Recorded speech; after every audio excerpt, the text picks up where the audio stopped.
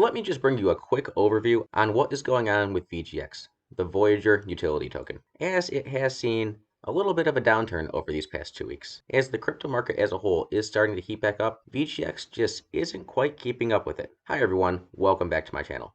On this channel, I like to talk about different ways to make money on your phone, creating passive income sources, making good sound investments, and some helpful tips here and there. So if you like this type of content, then hit that like button, subscribe, and click the bell notification so you get notified when I make videos in the future. Also, I am not a professional on this topic. This is just for education and informational purposes only. So do your own research before investing in anything I talk about on my channel. Okay, so let's check out the charts. Over the past 2 weeks, VGX did top out at just over $7 on March 1st, and it's seen a little bit of a downturn, floating around the low fives at time of this video. Now we have to remember, a lot of this big run up from 12 cents all the way to where we are now did come out of the Asian market. We do not see the trading volume that we had then, especially out of that market. Now the news from the Voyager loyalty program also helped push this up, along with all the new accounts coming in the end of January to early February. They are now through their whole waitlist. So the people that were trying to get onto Voyager and were really pumped about VGX, they already probably got in.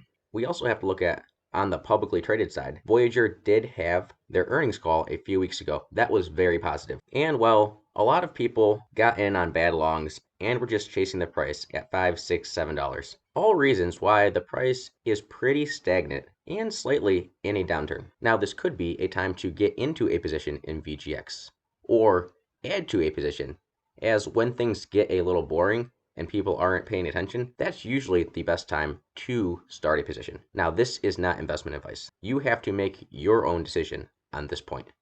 I have bought VGX 3 times this week, but I also had a pretty good sized position around the 12-cent area before the run-up even started. So my average price is still very low, well below $1. Now there are still many catalysts that can push VGX up. We have to remember that the Voyager loyalty program haven't even launched yet. So when we get a hard date and that launches and people in all of these tiers are earning 7% APY on VGX, that plays a big factor, along with all the other perks coming along with the program that I've talked about in my previous videos. They have not launched in Canada and Europe yet, so there are so many more customers just waiting to get on Voyager Brokerage that can help drive the price up when they now have another option to buy VGX without having to go to Uniswap or other decentralized exchanges. And it will likely catch up with the rest of the market. People are going to start looking around for coins and tokens that have not pumped yet when the rest of the market is pumping. It just seems to happen after every single dip.